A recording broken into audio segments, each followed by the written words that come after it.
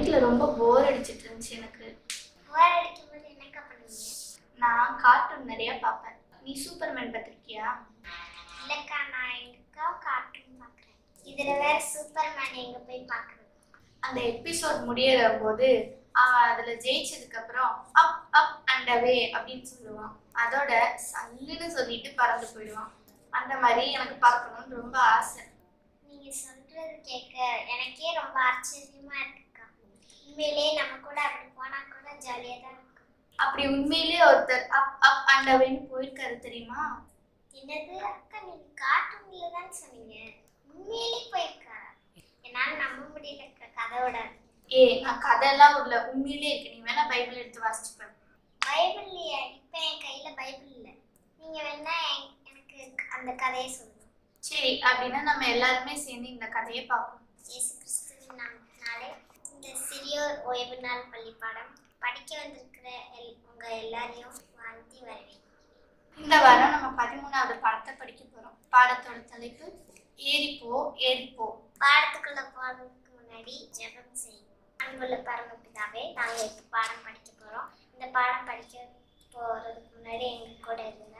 நாங்க நல்லா புரிஞ்சுக்க உதவி செய்யுங்க. இயேசுவின் வழியாய் ஜெபிக்கிறேன் அன்பின் பிதாவே, ஆமென்.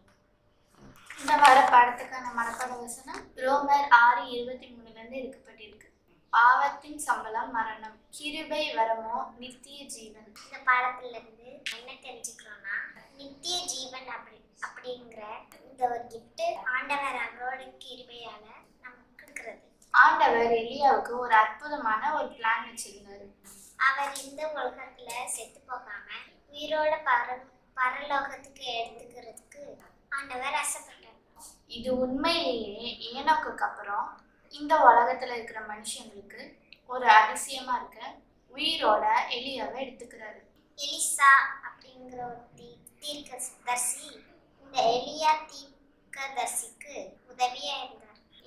எலிஷா தீர்க்கதரிசிக்கு சீக்கிரமா எலியா இந்த உலகத்துல அவரோட வேலையெல்லாம் முடிச்சு கடந்து போக நேரம் வந்துருச்சு அப்படின்றது நல்லா தெரிஞ்சிச்சு. ஆண்டவருடைய மெல்லிய சத்தத்தால இந்த செய்திய ஆண்டவர் எல்லாத்துக்கும் சொல்லியிருந்தாரு. ஒரு நாள் எலியா எலிசாவை கடைசியா ஒரு தடவை அந்த தீர்க்கதரிசிகளுக்கு அந்த இந்த பள்ளிக்கூடத்துக்கு கூட்டிட்டு போனார்.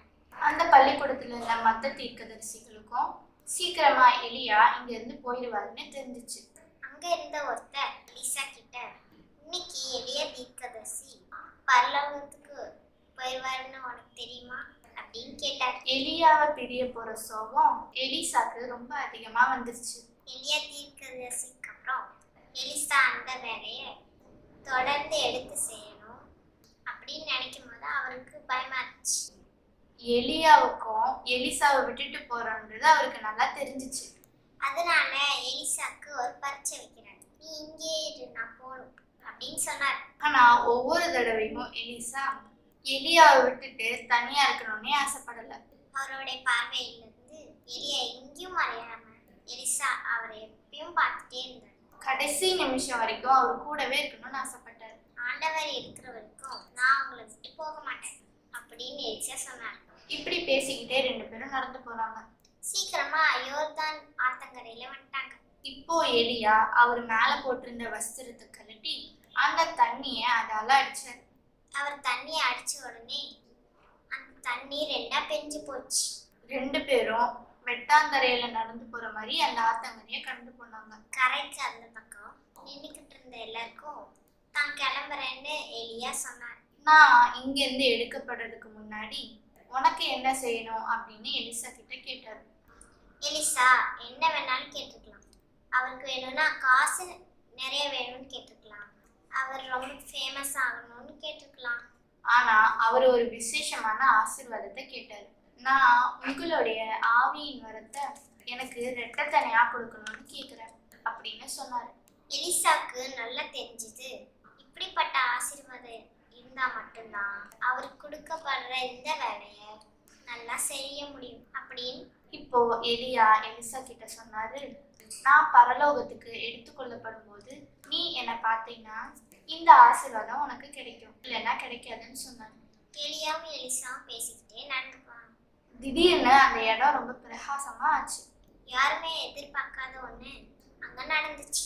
அக்கினிமயமான ஒரு ரதம் குதிரைகள் பூட்டி அங்க வந்துச்சு. இந்த ரதம் எலிசா ஒரு பக்கம், எலியா ஒரு பக்கம் அப்படி பிரிச்சிச்சு. அந்த நிமிஷமே எலியா ஒரு சுழல் காற்றுல பரலோகத்துக்கு எடுத்துக்கொள்ளப்பட்டார். இப்போ எலிசா என் தகப்பனே, என் தகப்பனே அப்படின்னு எலியாவை பார்த்து கூப்பிடுறாரு. ஆனா அதுக்குள்ள எலியா பரலோகத்துக்கு எடுத்துக்கொள்ளப்பட்டார். எலியா போனதை நினைச்சு எலிசா ரொம்ப கவலையோட அவர் போட்டிருந்த சட்டையை கிழிச்சிட்டு அழுதுட்டு இருந்தாரு.